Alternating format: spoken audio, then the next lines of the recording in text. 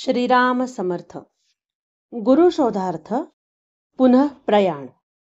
आजोबा आणि आजी गेल्यानंतर घरामध्ये त्यांचे नसणे बरेच जाणवल्यावाचून राहिले नाही. रावजी प्रपंचामध्ये कामापुरते पाहत असत, परंतु त्यांचे खरे लक्ष जपामध्ये असे. अशा सर्व परिस्थितीमुळे श्री महाराजांना अगदी मोकळीक मिळाली. लग्नाचा जो परिणाम होईल असा अंदाज पंतांनी बांधला होता, त्याच्या उलटच परिणाम होऊन श्री महाराज आता जास्त वेळ ध्यानामध्ये घालवू लागले. त्यांच्या मनामध्ये चाललेली खळबळ ओळखण्याची किंवा समजून घेण्याची पात्रता जवळपासच्या कुणापाशी नसल्याने त्यांना घरी चैन पडत नव्हते. म्हणून एक दिवस संधी साधून गुरु शोधार्थ त्यांनी पुन्हा प्रयाण केले. प्रयाणाच्या अगोदर त्यांनी आपल्या आईला सूचना देऊन ठेवली होती, म्हणून ते गेल्यावर आई-बापांनी शोधाशोध केली नाही. पांडुरंगावर भरवसा टाकून ते स्वस्थ राहिले. श्री महाराज निघाले तेव्हा त्यांच्या अंगावर एका लंगोटीशिवाय दुसरे वस्त्र नव्हते. 12 वर्षांचे वय, चांगले शरीर, सतेज वर्ण, चलाख बुद्धी आणि तोंडी अखंड रामनाम असा हा बालब्रह्मचारी सद्गुरूंच्या शोधासाठी घरदार कुटुंब सोडून फिरत आहे. हे बघून प्रत्येक साधनी माणसाला अचंबा वाटे. पोटापुरत्या माधुकरीशिवाय कोणापाशी काही न मागावे आणि जेथे कोणी संत सत्पुरुष आहेत असे कळेल त्यांच्या दर्शनासाठी जावे. असा क्रम महाराजांनी आरंभला. कोण मनुष्य कोणत्या आध्यात्मिक भूमिकेवर आहे हे श्री महाराजांना त्या मनुष्याला बघितल्याबरोबर कळत असे. पुष्कळ वेळा असे होई की ज्या पुरुषांच्या दर्शनाला ते जात त्याने आपण होऊन स्वतःजवळ असलेली अध्यात्मविद्या त्यांना द्यावी, परंतु यांचे तेवढ्याने समाधान न होऊन त्यांनी पुढे जावे. अशा रीतीने परमार्थाच्या मार्गांमध्ये असणारे नाना प्रकारचे साधनी लोक महाराजांनी पाहिले. त्या सर्वांनी महाराजांना आशीर्वाद देऊन पुढे पाठवले. संतांच्या भेटी. कृष्णा आणि वारणा यांच्या संगमाजवळ हरिपूर नावाचे क्षेत्र आहे. तेथे राधाबाई नावाची एक मोठी साध्वी राहत असे. ती अत्यंत सात्विक, भोळी आणि प्रेमळ होती. ती भजन करू लागली म्हणजे रामाची मूर्ती डोलत असे. तिला संत सेवेची अत्यंत हौस असून तिच्या घरी फार अन्नदान होत असे. श्री महाराज तिच्याकडे 2 दिवस राहिले. तिने त्यांना मिरज येथील सत्पुरुष अण्णाबुवा यांच्याकडे जाण्यास सांगितले. अण्णाबुवा हे मोठे सिद्धपुरुष होते. सामान्य लोकांना ते वेड्याप्रमाणे वाटत. पुष्कळ वेळा सकाम बुद्धीने येणाऱ्या माणसांना ते दगड मारीत, शिव्या देत आणि वाटेला लावीत. श्री महाराज त्यांच्याकडे गेले तेव्हा ते उकिरड्यावर बसलेले होते. श्री महाराजांना पाहताच अण्णाबुवा उठले आणि धावत येऊन त्यांना मिठी मारली आणि परमात्मा तुझे कल्याण करील असे बोलून पुढे जावयास सांगितले. नंतर श्री महाराज देव मामलेदार यांना भेटले. त्यांचे नाव यशवंत महादेव भोसेकर. यांचे घरी नरसिंहाची कडक उपासना होत होती.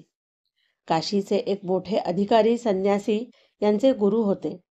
हे गृहस्थाश्रमी असत. यांच्या पत्नीचे नाव सुंदराबाई. 16व्या वर्षापासून 58 वर्षांपर्यंत यशवंतरावांनी सरकारची नोकरी केली. यांच्या साधुत्वामुळे त्यांना लोक देव मामलेदार म्हणत. यांच्या घरी कुणालाही मज्जाव नसे आणि कुणीही काही खाल्ल्या वाचून जात नसे. इसवी सन 1887 साली नाशिक येथे ते वारले. श्री महाराजांची व त्यांची पहिली भेट सटाणे गावी झाली. त्या नवरा बायकोंचे श्री महाराजांवर पुत्रवत प्रेम जडले आणि श्री महाराजही त्यांच्या घरी बरेच दिवस राहिले. पुढे ज्या ज्या वेळी काशीला जाण्याचा प्रसंग येई त्या वेळी श्री महाराज त्यांच्याकडे जाऊन मग पुढे जात. देव मामलेदार म्हणाले, बाळा, तुला अनुग्रह देण्याचा माझा अधिकार नाही. तू आणखी कोणाकडे जा. तेथून श्री महाराज अक्कलकोटच्या स्वामींकडे गेले. ही फार थोर दिव्य विभूती होती असे श्री महाराज नेहमी सांगत. स्वामी अध्यात्म विद्येच्या शिखरावर पोहोचलेले असून जो खरा जिज्ञासू असेल त्याला खरा लाभ करून देत, परंतु जो टवाळ असेल त्याची फारच पिशाच्च वृत्तीने त्याच्याशी वागत. हे शके 1800 मध्ये समाधीस्थ झाले. श्री महाराज जेव्हा अक्कलकोटास गेले त्यावेळी सकाळी 9-10च्या सुमारास पहाटेपासूनच स्वामी ओरडत होते, अरे तो बघ आला रे आला, आला, कसा माझा बाळ आहे, त्याला कुणी बोलाल तर याद राखून ठेवा. लोकांना याचा अर्थ कळला नव्हता.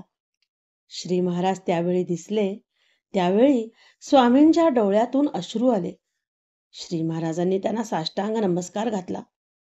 स्वामींनी त्यांना आपल्या कुशीमध्ये घेऊन माझा बाळ असे म्हणून पाठीवर हात फिरवला. डोक्याचे अवघ्राण केले आणि तुझे काम माझ्याकडे नाही असा सरळ जबाब दिला. श्री महाराज उठले तेव्हा स्वामींनी आपल्यासमोर डाळिंबाच्या दाण्यांनी भरलेले ताट होते ते त्यांना दिले. श्री महाराजांनी आपण थोडा प्रसाद घेतला आणि बाकीचे दाणे वाटून टाकले. अक्कलकोटहून श्री महाराज निघाले आणि श्री माणिक प्रभूंच्या दर्शनासाठी हुमणाबाद येथे गेले. यांचा जन्म शके 1743 मध्ये झाला. हे जन्मापासूनच मोठे सिद्ध पुरुष होते. यांच्या कुलामध्ये नृसिंहाची उपासना होती. यांना साक्षात दत्ताचा अनुग्रह होता. बाह्यतः ते एखाद्या राजाला शोभेल अशा थाटाने राहत असत, परंतु अंतर्यामी अत्यंत विरक्त होते. यांचे भजन फारच प्रेमळ असून यांनी हिंदू व मुसलमान दोघांनाही भगवंताच्या मार्गाला लावले. यांच्या घरी नेहमी जितके अन्नदान होईल तितके क्वचित ठिकाणीच बघायला सापडेल. श्री महाराज ज्या दिवशी यांच्याकडे गेले त्या दिवशी माणिक प्रभू गावाच्या बाहेर जाऊन वाट पाहत बसले होते. जेवायची वेळ होऊन गेल्यामुळे मंडळींनी जेवायला चढण्यास आग्रह केला. त्यावेळी ते म्हणाले, अरे जेवण्याचे काय, आपण रोजच जेवतो, पण आज माझा भाऊ येणार आहे, त्याच्या पुढे तुमच्या जेवणाची काय किंमत आहे. श्री महाराजांना पाहिल्यावर दोघांनाही भरून आले आणि मोठ्या प्रेमाने ते परत घरी आले. श्री महाराजांना त्यांनी काही दिवस ठेवून घेतले आणि योग्य वेळी तुझे काम होईल असे सांगून निरोप दिला. पुढे श्री महाराजांना कळले की अबूच्या पहाडामध्ये कोणी एक मोठा योगी राहतो. तेव्हा त्याच्या दर्शनासाठी ते निघाले. अबूच्या डोंगरावर सृष्टी सौंदर्य फार अप्रतिम होते, परंतु सामान्य मनुष्यास तेथे जाणे अशक्य असे. दाट जंगले असून त्यामध्ये क्रूर श्वापदे वस्ती करून होती. श्री महाराज तसेच जंगलात शिरले आणि 2 दिवस त्या योग्याच्या गुहेचा शोध त्यांनी घेतला. 3ऱ्या दिवशी ती गुहा त्यांना सापडली आणि ते निर्भयपणे आत शिरले. थोडेसे आत गेल्यावर जरा उजेड आढळला आणि पुढे चालल्यानंतर एका दगडाच्या चबुतऱ्यावर ते योगीराज दृष्टीस पडले. त्यांना साष्टांग नमस्कार करून श्री महाराज समोर उभे राहिले. थोड्या वेळाने योगीराजांनी डोळे उघडले आणि श्री महाराजांना बघून ते स्तिमितच झाले. बाळ, एवढा लहान असून तू इथे आलास कसा, असा प्रश्न त्यांनी केला. तेव्हा आपल्या दर्शनासाठी आलो असे श्री महाराजांनी त्यांना सांगितले. तेथे काही काळ राहून श्री महाराज योग शिकले. तेथे त्यांच्या जवळची विद्या संपल्यानंतर तेथून पुढे काशीकडे रवाना झाले. काशीमध्ये तेलंग स्वामी नावाच्या थोर सत्पुरुषाची व श्री महाराजांची गाठ पडली. तेलंग स्वामी फार वरच्या दर्जाला पोचलेले होते असे श्री महाराज म्हणत. आईच्या मृत्यूमुळे त्यांना वैराग्य उत्पन्न होऊन प्रपंचातून बाजूला सरले आणि योगाभ्यासाने पूर्ण पदाला पोचले. काशीमध्ये हे अवधूत वृत्तीने राहत. श्री महाराजांच्यावर त्यांचे अलोट प्रेम असून त्यांनी श्री महाराजांना आपल्यापाशी काही दिवस ठेवून घेतले. हे महिना महिना मौन पाळून स्वस्थ बसून राहत. या कालामध्ये खाणे पिणे वगैरे देहाच्या क्रिया बंद असायच्या. श्री महाराजांचे भजन तेलंग स्वामींना फार आवडायचे आणि श्री महाराज मोठ्याने नामस्मरण करू लागले की कावरे बावरे होऊन त्यांच्या डोळ्यातून पाणी वाहत असे. एकदा भर दुपारी 12 वाजता स्वामी तापलेल्या वाळूमध्ये पडलेले श्री महाराजांना आढळले. श्री महाराजांनी त्यांना आपल्या पाठीवर घेतले आणि बिराडी आणून बसवले. काही वेळाने स्वामी पूर्ववत नदीकाठी वाळूमध्ये जाऊन पडले. श्री महाराजांनी पुन्हा त्यांना घरी आणले आणि ते बाहेर जाऊ नयेत म्हणून दाराला कुलूप घातले. थोड्या वेळाने पाहिले तर दाराला कुलूप तसेच आणि स्वामी मात्र पूर्वीप्रमाणे वाळवंटावर पडलेले आढळले. असो, स्वामींनी श्री महाराजांना आशीर्वाद दिला.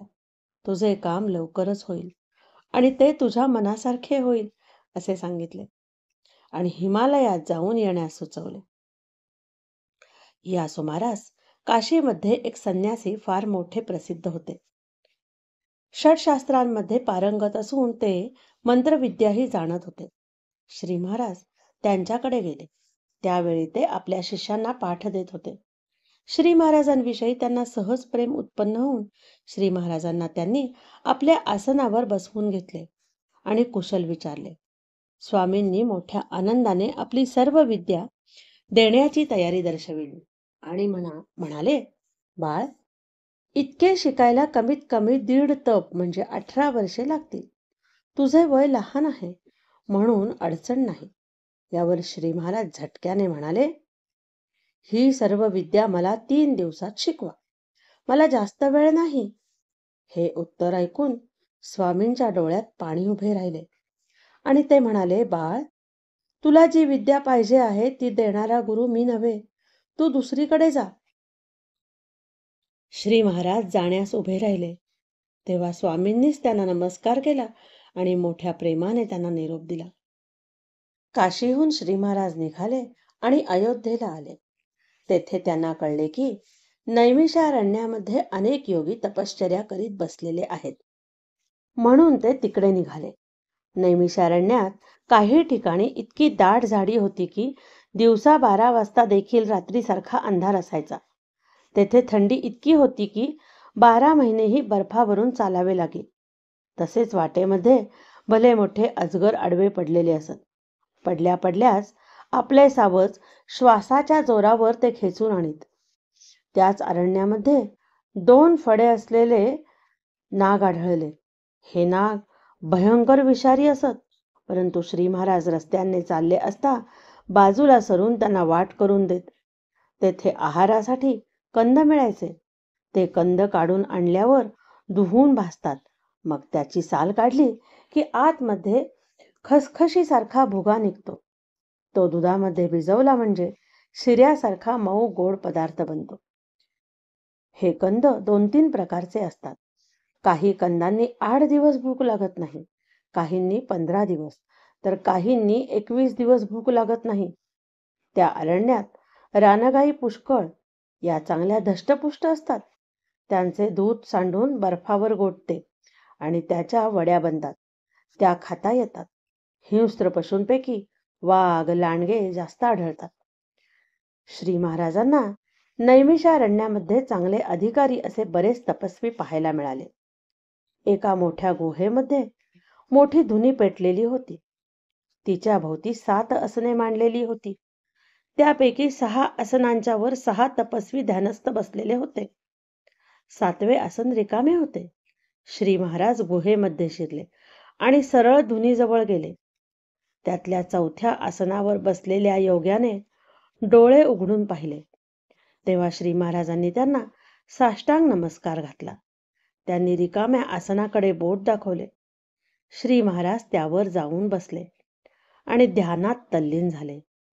1 महिनाभर तेथे राहून श्री महाराज गुरुशोधार्थ पुन्हा भ्रमण करू लागले. फिरत फिरत श्री महाराज बंगालमध्ये आले. बंगालमध्ये निष्णांत अशा 3-4 व्यक्ती त्यांना आढळले. त्यात एक गृहिणीही होती, परंतु त्यांच्यापैकी कोणी आत्मज्ञानाचा अधिकारी नव्हता. श्री गुरुकृपा. श्री तुकाराम जन्म. मराठवाड्यामध्ये नांदेडपासून बऱ्याच अंतरावर आणि आगगाडीपासून बरेच आत एहेळेगाव नावाचे एक लहानसे गाव आहे. तेथे काशीनाथ पंत नावाचा एक यजुर्वेदी देशस्थ ब्राह्मण राहत असे. हा एक मोठा तपस्वीच होता. त्याची दिनचर्या उपनिषदांमध्ये वर्णन केलेल्या ऋषींप्रमाणे असून त्याने आपले जीवन यजन आणि याजन अध्ययन आणि अध्यापन करण्यामध्ये घालवले. तो फार निस्पृह असल्यामुळे गावामध्ये त्याचे भरपूर वजन होते. तो नदीवरून स्नान करून येऊ लागला म्हणजे आजूबाजूचे लोक उठून उभे राहत. काशीनाथ पंताने आजन्म कोणाकडून दान घेतले नाही किंवा खोटे भाषण केले नाही. स्वतःची जी जमीन होती त्यावर त्याचा उदरनिर्वाह उत्तम होत होता. तो नुसता कर्मठ ब्राह्मण नव्हता, त्याला योगाचीही चांगली माहिती होती. रोज 2-3 तास तो ध्यान लावून बसे. त्याच्या बायकोचे नाव पार्वती. लग्न होऊन 10-15 वर्षे झाली तरी मूलबाळ झाले नाही म्हणून पार्वतीबाईने तपश्चर्या केली.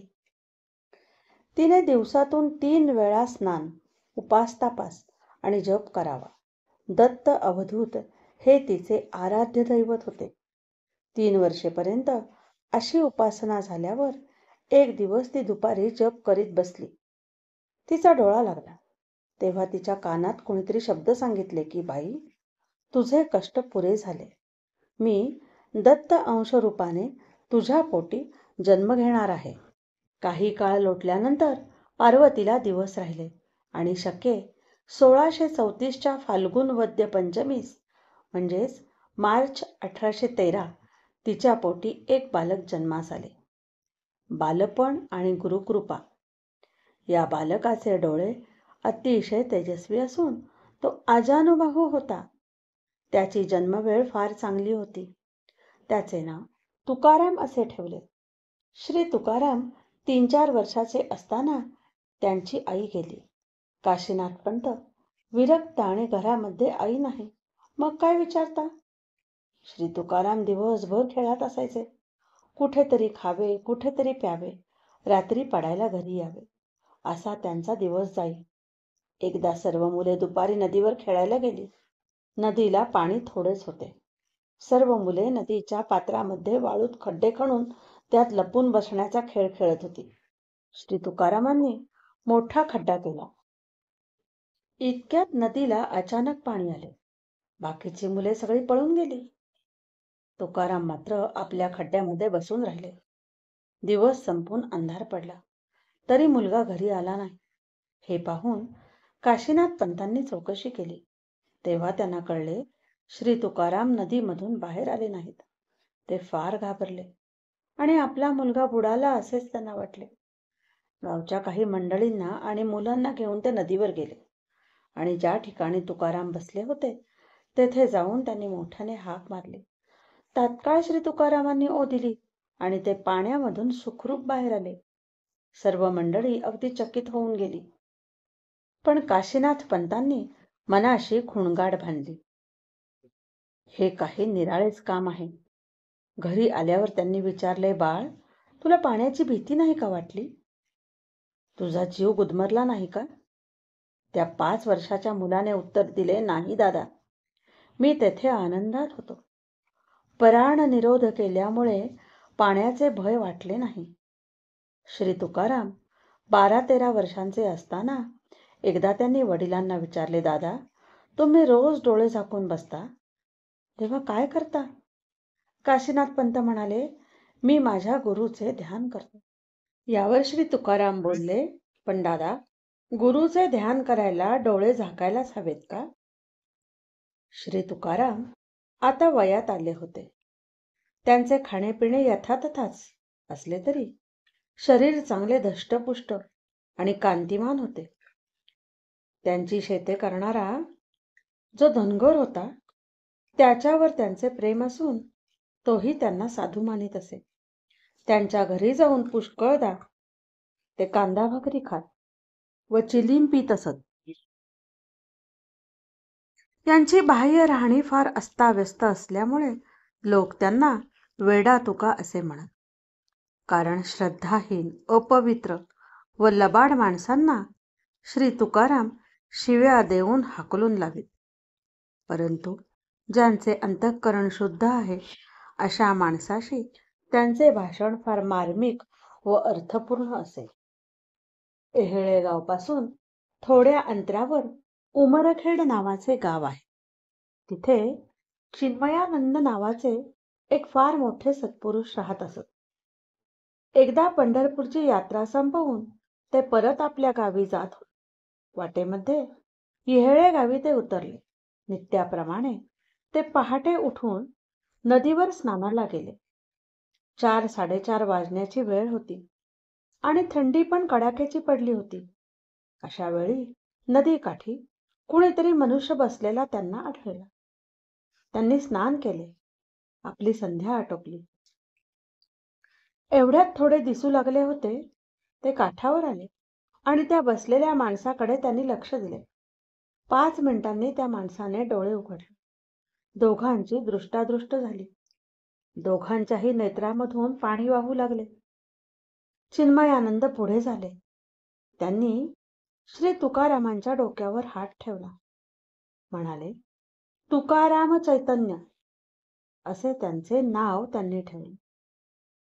आता माझे इथले काम झाले असे म्हणून त्याच दिवशी उमरखेडास निघून गेले. सद्गुरूचा अनुग्रह झाल्यानंतर श्री तुकारामांच्या अंगी परमहंस वृत्ती मांडली. त्यांची गुरुपरंपरा अशी: आदिनाथ, मच्छिंद्रनाथ, गोरखनाथ, मुक्तावटेश्वर, चक्रपाणी, विमला चांगदेव, जनार्दन नरहरी, विश्वेश, केशवराज, बोपया हरिदास, कान्हैया, सदानंद, कृष्ण श्यामसुंदर, प्रल्हाद, नागया, एकनाथ, विठ्ठल किंकर, चिन्मयानंद, श्री तुकाराम चैतन्य. या परंपरेमध्ये योग आणि भक्ती यांचा समन्वय आढळतो. चिन्मयानंदांचे आणखी 2 अधिकारी शिष्य त्या काळी त्याच प्रांतात होते. एक गोचर स्वामी आणि दुसरे रावसाहेब शेवाळकर. पहिले संन्यासी असून उमरखेडासच गुरुच्या समाधी सन्निध राहिले. दुसरे गृहस्थाश्रमी असून कळमनुरी येथे भोजन व अन्नदान या निमित्ताने परमार्थाचा प्रसार करीत राहिले. हे दोघेही श्री तुकामाईंना दादा म्हणत व आपल्या गुरुच्या खालोखाल मान देत. या तिघांमधील परस्पर प्रेम फार अलौकिक होते. श्री तुकारामांचा लोकसंग्रह. श्री तुकारामांना संत चिन्मयानंदांचा अनुग्रह झाला हे कळल्यावर अनेक लोक दर्शनास येऊ लागले. लोक त्यांना तुकामाई म्हणत, आपले सुखदुःख सांगत. हळूहळू तुकामाईच्या मागे लोक इतके लागले की त्यांना स्नानाला, भोजनाला, निजायलाही फुरसत मिळेना. पहिल्याने तुकामाईंनी रागाचा आव आणला, शिव्या दिल्या, अभद्र बोलले, हाकलून दिले, तरी लोक सोडिनात. येऊन पाय घट्ट धरीत. तेव्हा मात्र ते जंगलात पळून जाऊ लागले. तुकामाई म्हणत, अरे, जो येतो तो आपल्या प्रपंचासाठी. मला बरे नाही, माझ्या बायकोला बरे नाही, मला मूलबाळ नाही, मला पैसा मिळत नाही, हे ऐकून माझे कान किटले. या गोष्टींशिवाय जगात दुसरे काही नाहीच काय? तुकामाई अत्यंत निस्पृह होते. जरा उग्र पण होते. ते भारी शिव्या देत. पण वरवर कठोर दिसणारे तुकामाई अत्यंत कोमल व मृदू अंतःकरणाचे असून दुसऱ्याचे दुःख त्यांना पाहवत नसे. प्रापंचिक लोक रडत आले म्हणजे त्यांचे रडणे सहन न होऊन, जा, तुझे काम होईल, असा आशीर्वाद देत. त्या माणसाचे काम मनासारखे घडून येईल. त्यांचे रोज दर्शन घेण्याचा काही लोकांचा नियम होता. पण ते रानामध्ये निघून गेलेले असले म्हणजे त्या लोकांना त्रास होईल. अशा वेळी ज्याची निष्ठा खरी व प्रामाणिक असे त्याला ते आपण होऊन दर्शन द्यायचे. तुकामाईंच्या जवळ नेहमी एक रिकामी चिलीम असे. तिच्यामध्ये कधी ना तंबाखू ना अग्नी. पण जय गुरु म्हणून मोठ्याने त्यांनी झुरका मारला की तिच्यामधून ज्वाला निघायच्या. त्यांच्यापाशी टिट्या आणि गण्या असे 2 कुत्रे होते. परस्परांचे एकमेकांवर विलक्षण प्रेम असे.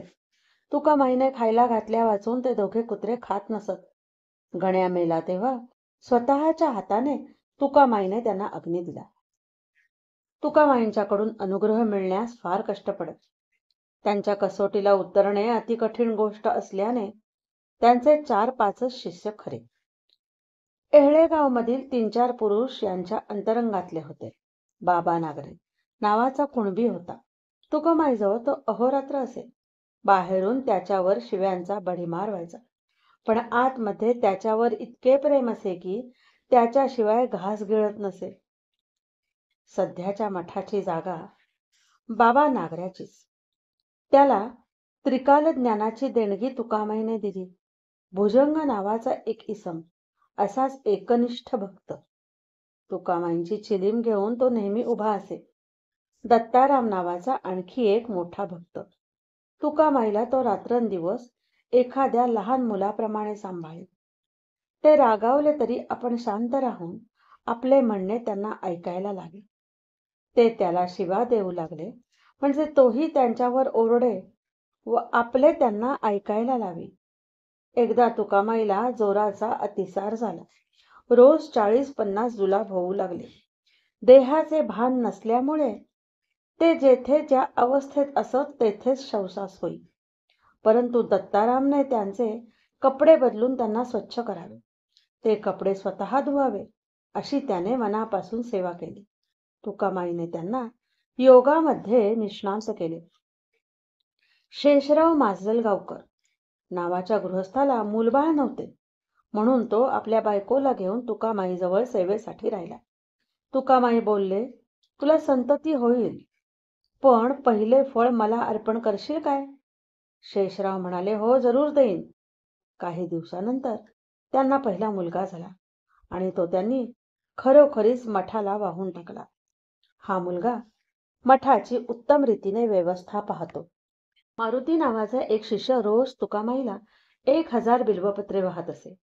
त्यांना बेल वाहिल्या वाचून अन्न घ्यायचे नाही असा त्याचा निर्धार होता, पण बरेच वेळा ते गावात नसायचे.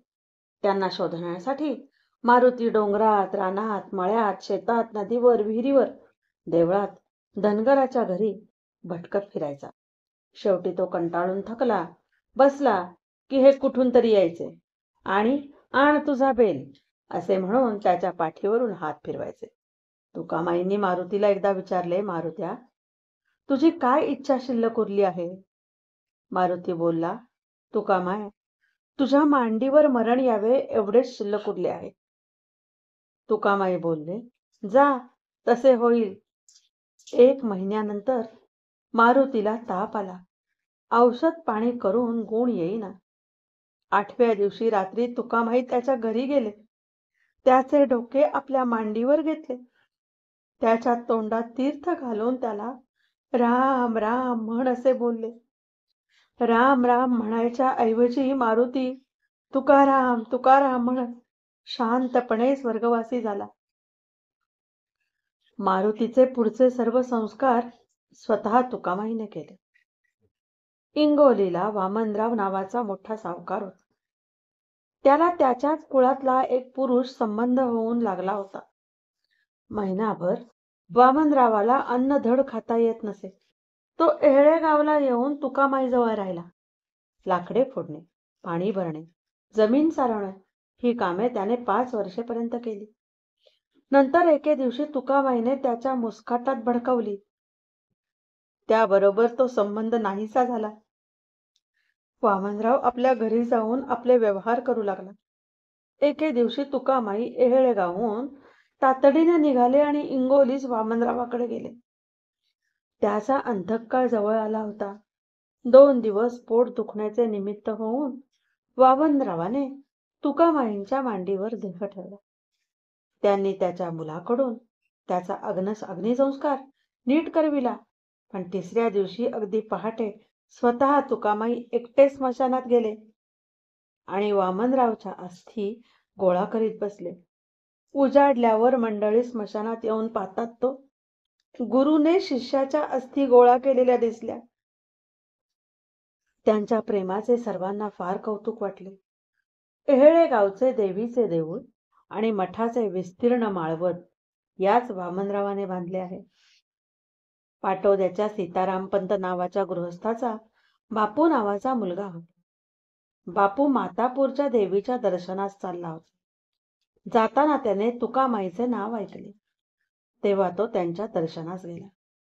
त्यांना पाहिल्यावर बापूच्या मनाचे समाधान झाले. त्याने त्यांचा अनुग्रह घेतला. त्याला सेवेसाठी एहळे गावी राहण्याची परवानगी मिळाली. तो रोज लाकडे फोडी, पाणी भरी, उष्टी काढी, देवपूजा करी, शिवाय तुकामाईचे पाय दाबून देई. बापूने कितीही वेळ पाय दाबले तरी तुकामाई पुरे म्हणत नसत, म्हणून त्याला नेहमी जागरणे होत. याशिवाय त्याला 2-2 दिवस उपवास घडे, कारण त्याला मठात अन्न द्यायचे नाही आणि बाहेर भिक्षा मागू द्यायची नाही. पण त्या बहादराने पूर्ण 12 वर्षे अशी सेवा केल्यावर एक दिवस तुकामाई प्रसन्न झाले.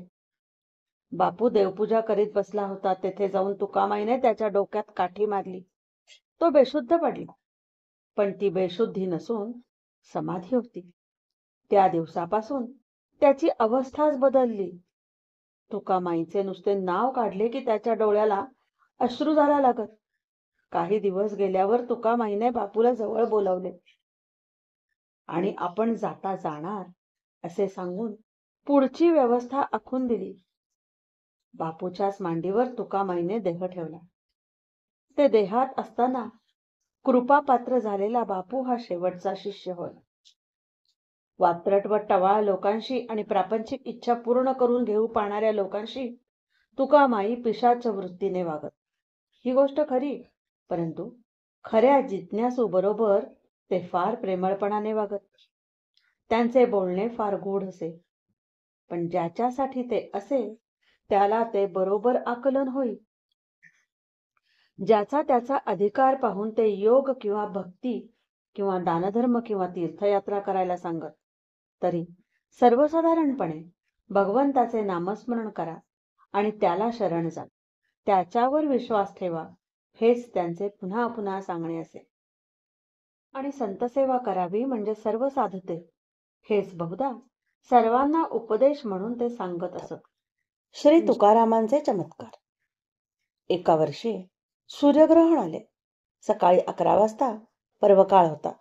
तुकामाई एहळे गावला होते. ग्रहणाच्या निमित्ताने बरीच मंडळी दर्शनाला आली होती.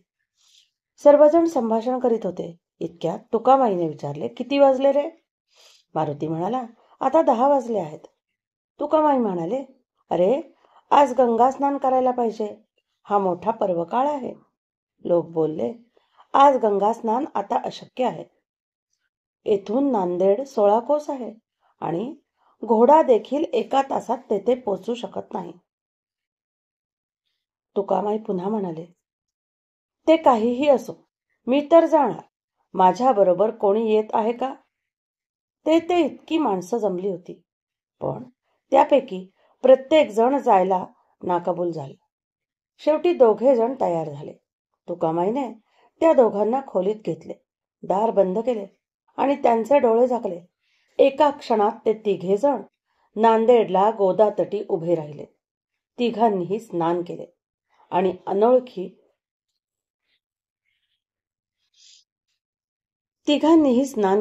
आणि ओळखीच्या 5-25 लोकांना भेटून पुन्हा डोळे झाकले की एहळे गावला परत आले. खोलीचे दार उघडले तेव्हा तिघेही पाण्याने निथळत होते. तेव्हा इतर सर्वांना आपण न गेल्याबद्दल वाईट वाटले. चिन्मयानंदांचे गुरु म्हणजे तुकामाईंचे आजे गुरु चिन्मयानंदांचे गुरु म्हणजे तुकामाईंचे आजे गुरु विठ्ठल किंकर यांची समाधी पुसद येथे आहे. त्यांचे दर्शन घ्यावे म्हणून तुकामाई एकदा पुसद गावी आले. तेथे आले आहेत हे कळल्यावर आजूबाजूच्या 5-50 गावांमधील लोक दर्शनासाठी आले. 2-3 दिवसानंतर गर्दी अतोनात वाढली. त्यावेळी तेथील पोलीस इन्स्पेक्टरने यात्रा आवरण्यासाठी पोलीस बंदोबस्त ठेवला. तुकामाईंचा मुक्काम नरसिंहाच्या मंदिरामध्ये होता. तेथे लोकांची रेटारेटी इतकी वाढली की पोलिसांना ती अनावर झाली. त्यांनी मंदिराची दारे उघडली.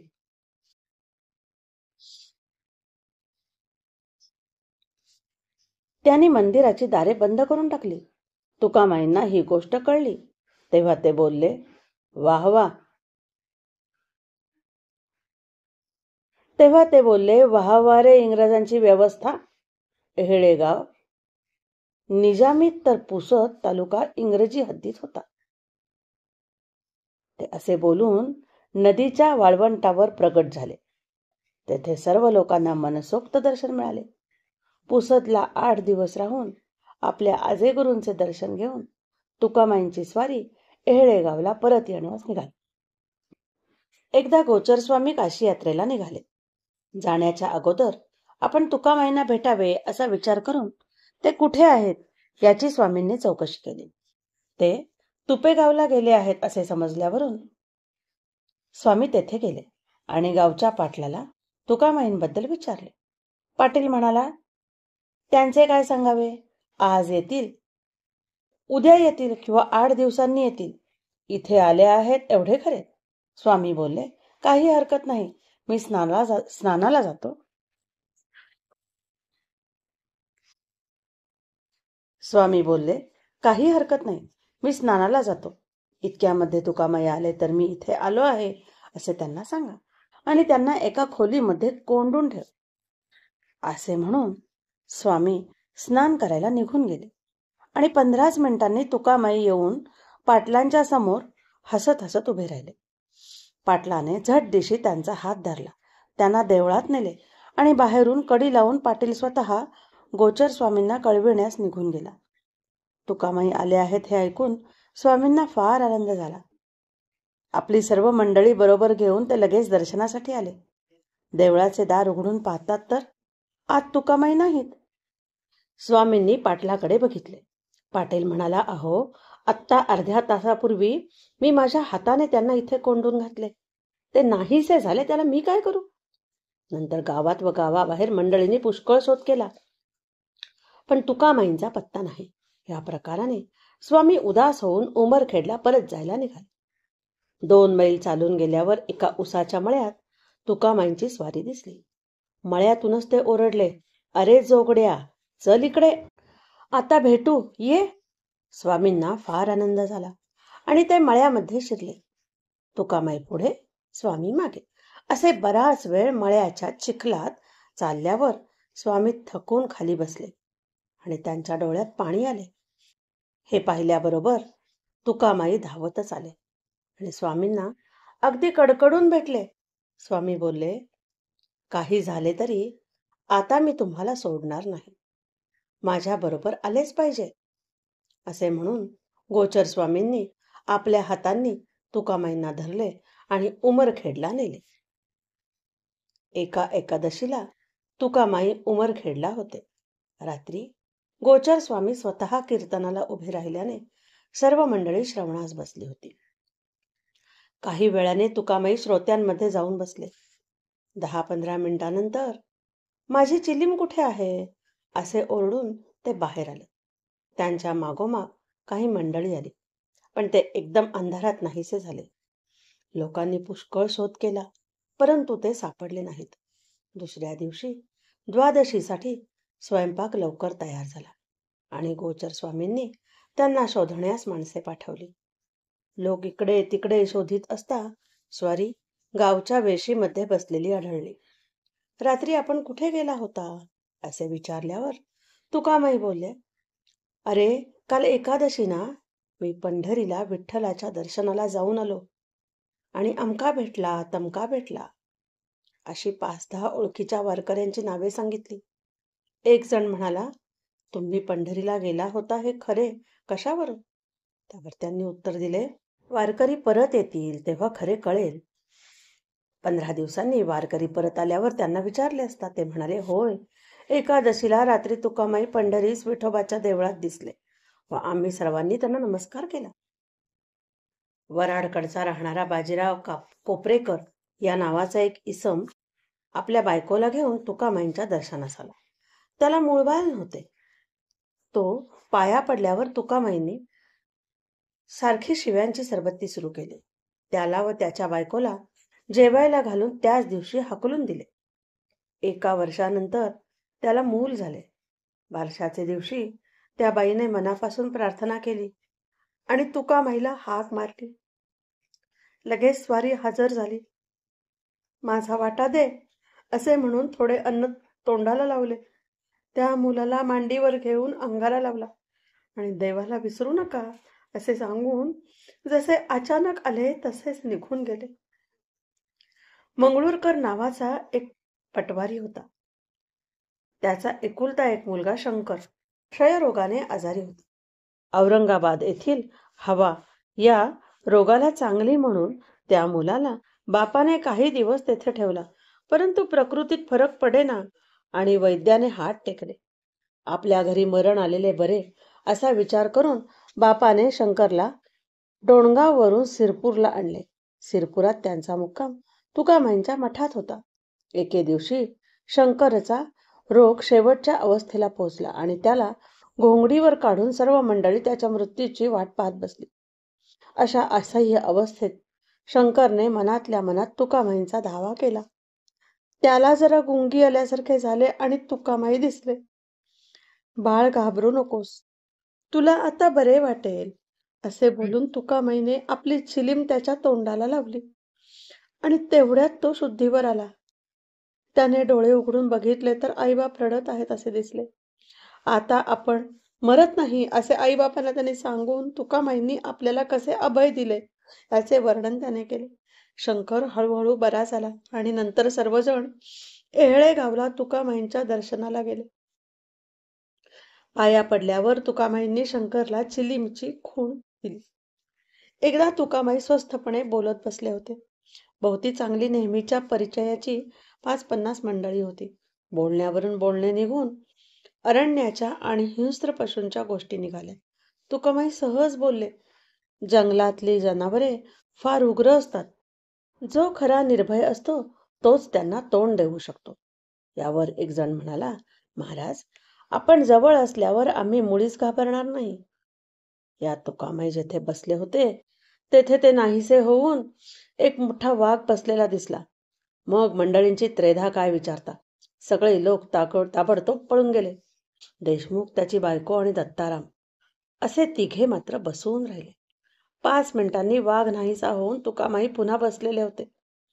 तेव्हा ते बोलले, प्रत्येक जण म्हणतो तुमच्यावर माझी निष्ठा आहे. खरी निष्ठा इतकी सोपी नाही. हे समजून प्रत्येकाने ती वाढविण्याचा अभ्यास करावा. तुकामाई एकदा नदीकाठी बसले होते. समोरून एक घोडा चालला होता.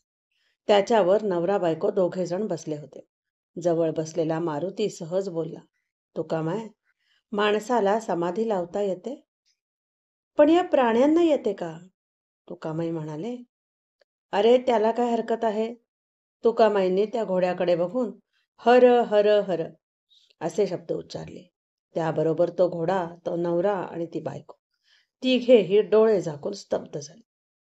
2-3 तास गेल्यावर तुकामाईंनी नुसते जा म्हटल्याबरोबर ते घोडे चालू लागले. अशा आहेत आपल्या तुकामाई. उमरखेड येथे स्वामी चिन्मयानंद यांची समाधी आहे. तेथे चैत्रामध्ये कृष्ण एकादशीपासून 5 दिवस मोठा उत्सव होत असतो. उत्सवामध्ये वेदशास्त्र पठण, भजन, कीर्तन, नामस्मरण नेहमी चालू असतात. एका वर्षी तुकामाई उत्सवामध्ये उमरखेडला गेले. दुपारी 12 वाजण्याची वेळ असून सर्व ब्राह्मण मंडळी जेवणासाठी पानावर बसली. तेथील सर्व व्यवस्था गोचर स्वामी स्वतः जातीने पाहत. तुकामाई आलेले पाहून त्यांना फार आनंद झाला. स्वामींनी साष्टांग नमस्कार घातले. भोजनास चालण्याची त्यांना विनंती केली. इतकेच नव्हे तर हाताला धरून पंक्तीतल्या एका पानावर त्यांना आणून बसवले. तुकामाई पंक्तीमध्ये बसल्याबरोबर सर्व ब्राह्मणांनी निषेध केला. ते पानावरून उठू लागले. ही गडबड पाहून तुकामाई चटदिशी उठले आणि मंडपातून नाहीसे झाले. ते निघून गेल्यावर मंडळी पुन्हा आपापल्या पानावर बसली आणि सर्वांनी त्रिसुपर्ण म्हणण्यास प्रारंभ केला. 5-1 मिनिटे गेली असतील तोच सर्व अन्नाला पाणी सुटू लागले आणि पानांवर वाढलेल्या अन्नामध्ये किडे दिसायला लागले. जिकडे तिकडे गडबड उडून गेली. काय झाले आहे कोणास कळेना. हा प्रकार गोचर स्वामींच्या कानावर गेल्यावर ते बोलले, बरोबर आहे. एवढ्या थोर ब्रह्मज्ञानी पुरुषाचा अपमान झाल्यावर असेच काहीतरी व्हायचे. कोणीतरी जा आणि तुकामाईला शोधून घेऊन या, म्हणजे हे संकट टळेल. इकडे तुकामाई मंडपातून जे निघाले ते सरळ एका जैनाच्या घरी गेले. हा जैन चिन्मयानंदांचा शिष्य असून अध्यात्मामध्ये मोठा अधिकारी पुरुष होता. मठामधील मंडळी शोध करीत आहेत हे कळलं. तुकामाई आणि तो जैन आनंदाने कांदा भाकरी खात बसलेले. मठामध्ये घडलेला प्रकार मंडळीने तुकामाईंना सांगितला आणि तिकडे चलण्याची मोठ्या काकुळतीने विनंती केली. तुकामाई त्यांच्याबरोबर मंडपात आले आणि सरळ गुरुच्या समाधीपाशी जाऊन तेथे त्यांनी साष्टांग नमस्कार घातला. तेव्हा त्यांच्या डोळ्यांना अश्रुधारा लागल्या. गोचर स्वामी जवळच उभे होते. त्यांच्याकडे पाहून तुकामाई म्हणाले, अरे, हे उत्सवाचे ढोंग कशाला माजवले आहेस? समाधीचे तीर्थ सर्व अन्नावर शिंपडण्यास सांगून ते जसे आले तसे भरकन निघून गेले. अन्नावर तीर्थ शिंपडल्यावर ते पूर्ववत झाले आणि सर्वांची जेवणे झाली. एकदा तुकामाईंकडे येणारी काही मंडळी आषाढीसाठी पंढरपूरला जायला निघाली. परंतु पूर्णा नदीला पूर आल्याने त्यांना अडकून पडावे लागले. हदगाव तालुक्यात करोडी गावाजवळ नदीला उतार आहे असे कळल्यावरून ती मंडळी करोडीला गेली. तेथे एक जुनी पण चांगली नाव माणसांची ने-आण करीत होती. त्या नावेमध्ये सर्व माणसे बसली आणि नावाड्याने इकडचा किनारा सोडला. नाव नदीच्या मध्याहून थोडी पुढे गेली. इतक्यात तिला खाली भोग पडले आणि पाणी जोराने आतमध्ये शिरू लागले. नावेतील सर्वजणांच्या तोंडचे पाणी पळाले. आपण आता बुडणार अशी सर्वांची खात्री झाली आणि तीरावरचे लोक देखील असहाय्यपणे पाहत उभे राहिले. या रडारडीमध्ये एकाच्या डोक्यात असा विचार आला की आपण जर आता खात्रीने बुडणार तर मग रडत बुडण्यापेक्षा तुकामाईंचे नाम घेत तरी मरू. त्याने लगेच श्री तुकाराम जय तुकाराम, श्री तुकाराम जय तुकाराम असा जयघोष सुरू केला. त्याच्याबरोबर इतर सर्वांनीही भजन करण्यास आरंभ केला. नाव पाण्यातून तिरपी चालली होती, पण पाण्याचा एक लोंढा अतिशय जोराने येऊन तिच्यावर आदळला आणि त्या झटक्याने ती तीराकडे ढकलली गेली. त्याबरोबर तीरावरच्या लोकांनी तिला सुखरूपपणे खेचून घेतले.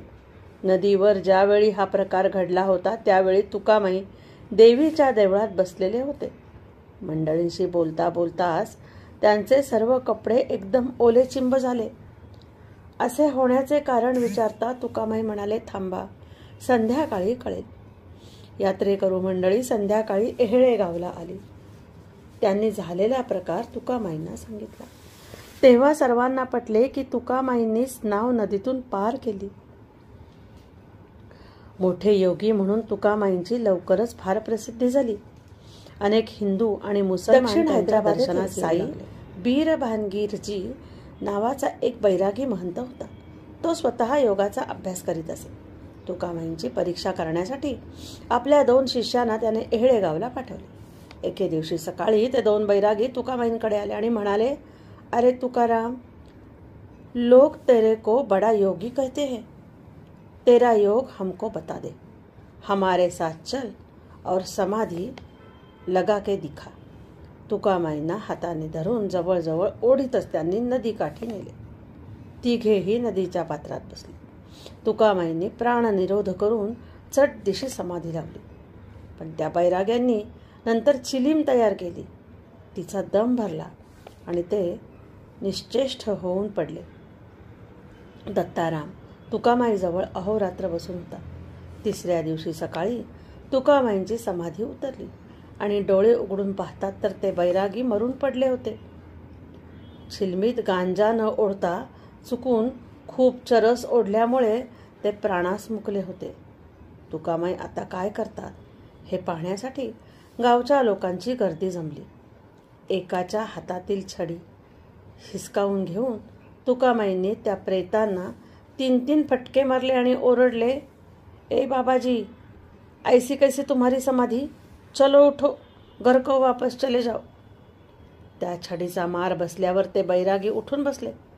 तुकामाईंच्या पाया पडले आणि लोक मारतील या भीतीने पळून गेले. पुसोदहून एहेळे गावला येताना वाटेत एका गावी एक अगदी म्हातारी बाई तुकामाईंच्या दर्शनाला आली.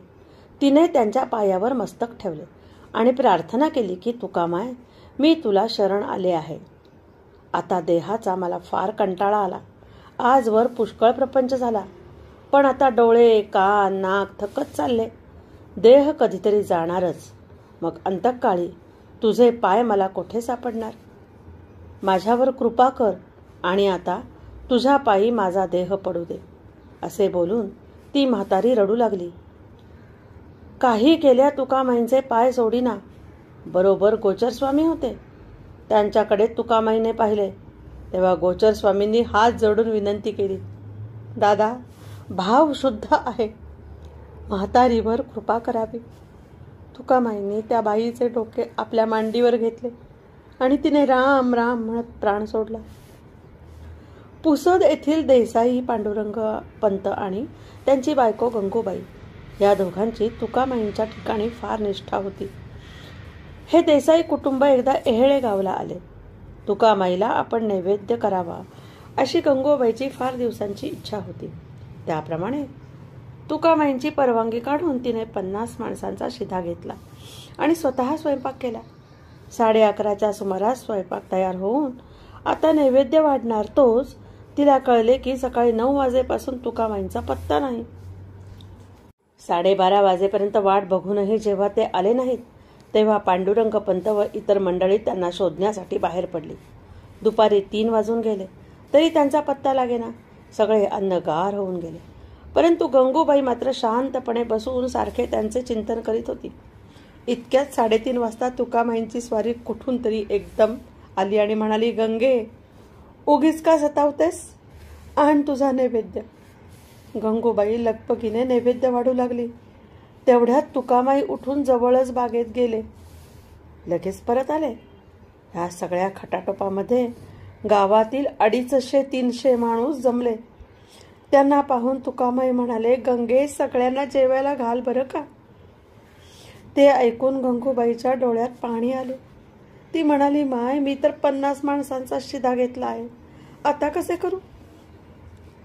हे तिचे शब्द ऐकून वेडी रे वेडी म्हणून तुकामाईंनी नैवेद्याच्या पानातील अन्न सर्व अन्नात घातले. त्या दिवशी जवळजवळ 400 माणूस जेवले. तुकामाईचे दुसरे गुरुबंधू रावसाहेब शेवाळकर हे गृहस्थाश्रमी होते. शेवाळ तालुक्यामध्ये कळमनुरी या गावी ते राहत असत. त्यांच्या घरी नेहमी मोठे अन्नदान होई. त्यांना भेटण्यासाठी तुकामाई एकदा कळमनुरीस गेले. रावसाहेबांनी विठ्ठल मंदिरामध्ये त्यांना उतरण्यास जागा दिली. सकाळी रावसाहेब दर्शनास आले तेव्हा तुकामाई बोलले, रावजी, आज देवाला आंब्याचा रस कर. यावर रावसाहेब म्हणाले, दादा, यावर्षी आंबा मुळीच लागला नाही, मग आंब्याचा रस कसा करू? तुकामाई बोलले, तू आपली अक्कल का चालवतोस? स्वयंपाकाच्या तयारीला लाग. रावसाहेब निघून गेल्यावर काही वेळाने एक बाई तुकामाईंच्या दर्शनाला आली आणि तिने त्यांच्या पुढे एक आंबा ठेवला. त्यांनी त्या बाईला विचारले, बाई, तुझ्याजवळ आणखी आंबे आहेत का? असेल तर सगळे रावसाहेबांना आणून दे. बाई म्हणाली, आज सकाळीच माझी आंब्याची गाडी आली आहे, ती तशीच इकडे आणून सोडते. अशा प्रकारे तुकामाईंनी त्या दिवशी सर्व गावाला पोटभर आमरस खाऊ घातला. रावसाहेबांच्या घरी काही दिवस राहून तुकामाई तुपेगावला आले. मंडळीमध्ये मजेत बसले असता तेथील देशमुखांची बायको बायजाबाई दर्शनाला आली. ताटामध्ये कांदा भाकरी घालून तिने तुकामाई समोर ते ठेवले आणि आपण बाजूला उभी राहिली. मंडळींमध्ये कुरबुर सुरू झाल्याबरोबर तुकामाईंनी बायजाबाई उभी होती त्या बाजूला ते ताट भिरकावले आणि आपण उठून चालते झाले. ताटामधली कांदा भाकरी नाहीशी होऊन त्याऐवजी सुंदर सुगंधी शुभ्र जाईची फुले सगळीकडे उधळली गेली. तुकामाई एकदा एका धनगराच्या घरी कांदा व शिळी भाकरी खाऊन आले. त्यातली थोडी भाकरी त्यांनी आपल्याबरोबर आणली आणि दर्शनास आलेल्या सर्व मंडळींना प्रसाद म्हणून वाटली. काही लोकांनी प्रसाद तेथेच खाल्ला. काहींनी तो आपल्याजवळ ठेवून दिला. एका गृहस्थाला त्याची किळस आली. तो उठून बाहेर आला. विष्णवे नमः, विष्णवे नमः असे म्हणत त्याने तो भाकरीचा प्रसाद कुत्र्यापुढे टाकला. इतकेच नव्हे तर घरी जाऊन स्नान केले. तेव्हा आपण शुद्ध झालो असे त्याला वाटले. थोड्या वेळाने त्या माणसाचे पोट दुखू लागले. पोटशूळ सहन होईना.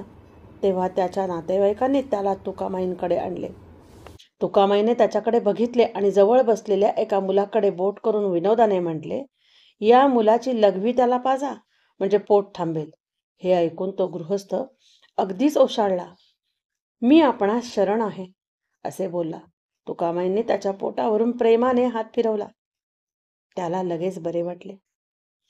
निजामाचे एक मराठी सरदार राजे रघोत्तमराव यांच्या कुटुंबापैकी एकीलाही मुलबाळ नव्हते.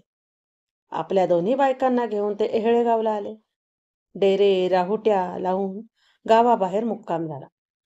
तुकामाईंचे रोज दर्शन घेतले तरी ते काही बोलेनात. 8 दिवस झाल्यावर परत जाण्यास परवानगी मागण्यासाठी राजे सहकुटुंब आले.